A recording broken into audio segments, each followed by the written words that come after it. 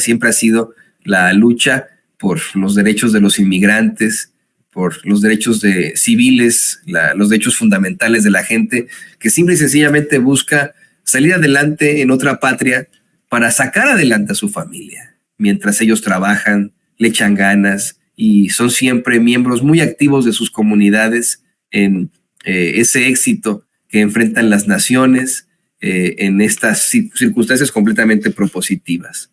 Desafortunadamente, desde tiempos memoriales, podemos hablar de que desde que se inventó la política, desde que se manejó por primera vez el término democracia y se generaron elecciones en la Grecia antigua, se ha utilizado una estratagema terrible para conseguir votos y convencer a los incautos, la estrategia de la xenofobia. Esto, insisto, es una estrategia muy vieja de la política, el culpar al extranjero, a los demás, de los errores propios, de los errores de uno, que también es un comportamiento sumamente humano. Y en una circunstancia que también tendría que ser considerada no como una crisis, no como un problema, sino como una realidad hasta biológica de los seres humanos, la inmigración. De no existir la inmigración, pues todos los seres humanos seguiríamos viviendo en África. No habríamos tenido de alguna otra forma una evolución como humanidad, no nos hubiéramos extendido por toda la faz de la tierra. Es gracias a la inmigración que existimos como estamos ahora. Esa es nuestra realidad biológica como seres humanos. Sin embargo, hay una parte de la población que no lo entiende así, que se va con argumentos muy vacíos y sobre todo racistas de esos políticos que simple y sencillamente se aprovechan de su ignorancia para obtener votos. Y este es el caso que ocurre hoy en Texas, el estado de la estrella solitaria, que históricamente y efectivamente, lo digo con mucho respeto para los tejanos que no son así, pero históricamente y efectivamente ha tenido planteamientos muy racistas, muy clasistas, muy antiinmigrantes, pero sobre todo planteamientos antimexicanos, de personas que tengo que también insistir hasta el cansancio, en medio de su ignorancia, se van con la finta de que es un enfrentamiento de un partido de fútbol americano, de fútbol soccer, entre la escuadra estadounidense y la escuadra mexicana. En este eterno pique que tienen los tejanos con los mexicanos, después de que intentaron independizarse de México, pero que más bien terminaron pasando a manos del Estado de los Estados Unidos. Este es un discurso muy vacío que está aprovechando al máximo un hombre muy racista, muy fascista y muy clasista de nombre Greg Abbott, que ha sido exhibido por sus infamias. El actual gobernador de Texas busca en estos momentos convertirse en el nominado a la vicepresidencia de los Estados Unidos con el presidente Donald Trump. Lo invitó, de hecho, recientemente a la frontera y estuvieron dando la vuelta los dos. Y este cuate quisiera que Trump lo nomine como su vicepresidente. Es a lo que aspira en esta carrera para ver quién es el estadounidense más racista, el político más racista que convenza al resto de los racistas. Y mediante eso se sacaron una ley espantosa recientemente allí en Texas para criminalizar la inmigración. Algo muy parecido a lo que ocurrió hace casi 13 años, más de 13 años, disculpe usted, en Arizona con la SB 1070. Se plantea mediante ese gobernador fascista que los policías pueden detener ya a cualquier persona si ellos consideran que son inmigrantes, es decir, haciendo perfiles raciales de la gente, pueden determinar ellos son inmigrantes o no, los pueden detener, en caso de ser indocumentados, son llevados de inmediato a las cortes, en donde este señor, Greg Abbott, le exige, presiona a los jueces para que los deporten de inmediato. Y es algo que ha causado la indignación, no solamente de los mexicanos, de los inmigrantes, de los hispanos que vivimos aquí en los Estados Unidos, sino de varios gobiernos, como el gobierno mexicano. El presidente López Obrador hoy dio a conocer que van a impugnar esta ley, pero que de todas formas no se puede, no tiene ninguna finalidad ni ningún respaldo, puesto que está tomando atribuciones que no le corresponden, atribuciones que son simple y sencillamente del ramo federal. Y sé que de esto nos quieres también hablar hoy, querido Ricardo.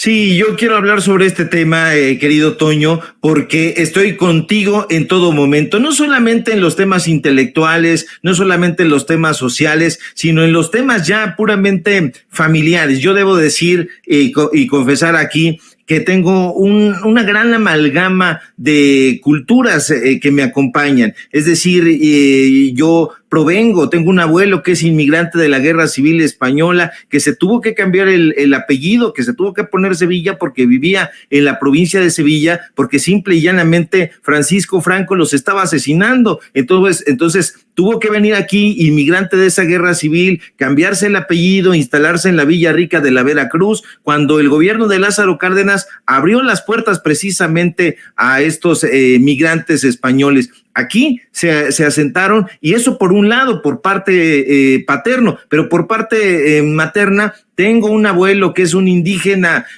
pura sangre, un personaje emanado de las trajineras, un personaje que capitaneaba una trajinera precisamente y que era conocido como un chinampero. Entonces tenemos todas esas tradiciones, una abuela que es hija de cubanos. Entonces tenemos en nosotros todas las sangres. Decía en las 1001 noches Sherezada, yo simple y sencillamente soy un habitante del mundo. Yo estoy en contra de todos los muros físicos e ideológicos, no creo en las razas puras. Estaba yo leyendo esta basura de Pierre Drew Le Rochelle, que es uno de los ideólogos precisamente de los ultraderechistas, un personaje que justamente pues en Letras Libres lo tienen como una especie de semidios literario, un sujeto que terminó suicidándose, por cierto, porque pues es un personaje completamente abyecto, alguien que estuvo del lado de los regímenes totalitarios. En fin, estoy en contra de todo ese tipo de políticas raciales, y me alegra muchísimo que el presidente López Obrador, Toño, haya anunciado este martes que el gobierno federal impugnó esta última ley migratoria en el estado de Texas, que ya bien comentaste. ¿Qué pasa con esa ley que concede a la policía, como bien apuntaste, la autoridad necesaria para detener y deportar a aquellas personas que a ojos de esas mismas autoridades parezcan sospechosas de haber cruzado la frontera de manera irregular? No se equivoca el presidente López Obrador al criticar duramente a este gobernador de Texas, a Greg Abbott, por sus enloquecidas políticas migratorias, que hay que decirlo, están henchidas de racismo. Y es que Abbott, como seguramente usted ya sabe, ha promulgado esta infausta y desdichada ley SB4, considerada, Toño, y con razón, una de las más durísimas contra los migrantes que llaman en situación irregular. Pero no solo eso, Toño, sino que Abbott vuelve a colocar al presidente López Obrador en el centro de sus diatribas. El irresponsable gobernador de Texas acusa al mandatario mexicano de ser el responsable de las torturas, el responsable de las violaciones que sufren los migrantes en su camino hacia Estados Unidos. Una auténtica estupidez. Pero, ¿qué es lo que dice la mentada ley SB4? Bueno, pues esa ley autoriza, por ejemplo, que los agentes de distintos cuerpos policiales del estado de Texas puedan deportar a los presuntos migrantes sin que exista juicio de por medio. Es que se parece migrante. Bueno, pues vamos a apresarlo y vamos a deportarlo sin ningún juicio de por medio. Simple y sencillamente me lo parece. Carajo, eso quiere decir que Abbott insiste en atizar el racismo antiinmigrante. Para nadie es un secreto, Toño, que el gobernador tejano es un ultranacionalista, un ultraderechista que una y otra vez ha lanzado discursos inflamados, discursos flamígeros contra la población migrante. En este momento, yo diría, Toño, que Texas es un peligrosísimo caldo de cultivo para el racismo y para la xenofobia, porque en su miserable juego político electoral, los republicanos como Abbott intentan hacerle creer al mundo no solamente a la población tejana, sino al mundo, que los inmigrantes son el enemigo a vencer. Imagínense, y una de las voces más peligrosas, más lesivas, más venenosas de esta coyuntura es sin duda la de Greg Abbott, quien ha sido un feroz e inclemente crítico del gobierno de Biden, pero también del gobierno de López Obrador. Acuérdese usted que apenas hace unos meses, cuando la Casa Blanca anunció su intención de enviar 1,500 militares para reforzar la frontera con México, Abbott, siempre racista, siempre virulento, salió a decir que no se necesitaban 1,500 soldados, que se necesitaban 15,000, 150,000 para asegurar la frontera. Y Abbott, Toño, desde mi punto de vista, no es simplemente un bocón, es un tipejo auténticamente peligroso. Recuerde usted cuando anunció que su gobierno estaba desplegando fuerzas tácticas y una nueva unidad de la Guardia Nacional especialmente entrenada, lo que sea que signifique eso, para lo que llamó puntos calientes a lo largo de la frontera. También dijo que iban a desplegar helicópteros Black Hawk y aviones C-130. ¿Para qué? Simple y sencillamente para contener a los migrantes. Por favor, esto no se puede permitir. Yo estoy contigo, Toño, en ese asunto que quiere ganar los más puntos posibles para ser colocado como vicepresidente de los Estados Unidos si llegara a ganar Donald Trump. Y a mí me parece que esto no va a ayudar para el gobierno amigo que sin duda debe existir entre Estados Unidos y México. Entonces me parece que el presidente López Obrador, en un acto vigoroso, dice: esto no lo podemos permitir. Y es un juego político electoral, pero un juego político electoral que está incendiando el pensamiento de los ultraderechistas. Entonces, en ese sentido, sí me parece de sumo cuidado, mi querido Toño. Y fíjate, pareciera que por sentido común muchas personas pensantes, con incluso carreras, si lo quieres ver así, acá en los Estados Unidos tendrían otro tipo de definición al respecto, pero no. La verdad es que mucha gente se va con la finta. Muchos estadounidenses que te digo, tienen carrera, que están en la clase media, la clase alta, platicas con ellos y te expresan su rechazo absoluto a la inmigración, ¿no? Siempre te salen específicamente los hombres blancos que pasan de los 50 años, ¿no? Los hombres blancos heterosexuales que pasan de los 50 años acá en Estados Unidos son los que actúan de esta forma.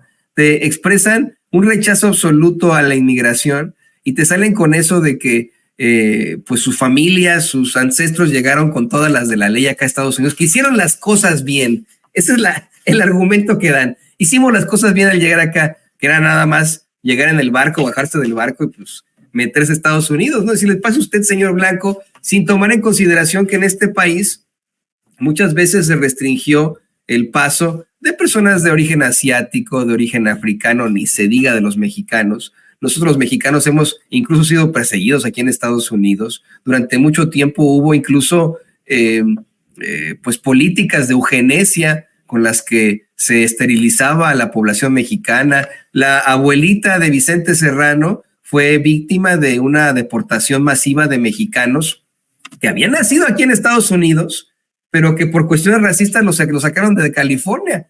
Por eso es que Vicente hace este documental tan interesante, ¿no? En el que pues exhibe esta circunstancia. Obviamente se consigue regresarla después de algún tiempo ante esta injusticia terrible a ella y a muchos otros mexicanos a los que deportaban por ser de origen mexicanos, por ser morenos, única y exclusivamente. Una pues circunstancia absolutamente racista que es difícil explicarle, insisto, a ciertas personas acá, pero creo que la tendencia está cambiando. Creo que las nuevas generaciones piensan de forma distinta, han tenido obviamente su contacto absoluto con los Dreamers, saben que son sus amigos, sus amigas, son partes de sus vidas, y creo que si no es en esta década, en la próxima tendremos en definitiva un cambio inherente en todas las cosas a la hora de la inmigración, especialmente porque las personas de origen mexicano, nosotros los mexicanos que vivimos aquí en Estados Unidos, estamos muy cerca de convertirnos en mayoría. Espero que estas sean palabras de aliento y propositivas ante la oscuridad a la que nos enfrentamos con personajes como Donald Trump,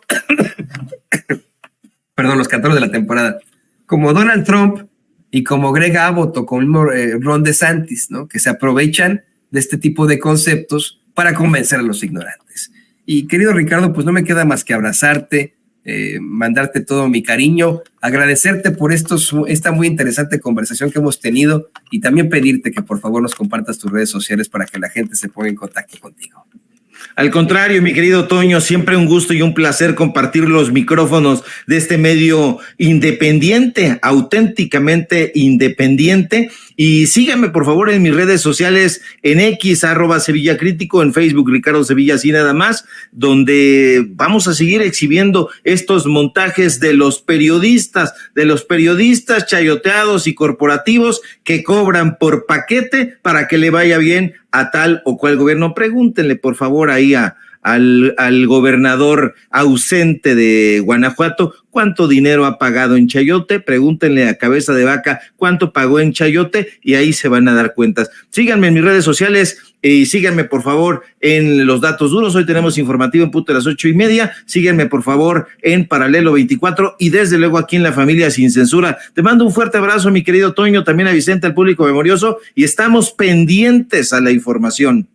Siempre pendientes a la información. Muchas gracias, querido Ricardo. Te mando un abrazo. Ahí lo tiene usted, al escritor y periodista, por supuesto, investigador con todos los datos duros y el rigor periodístico, Ricardo Sevilla, aquí en Sin Censura.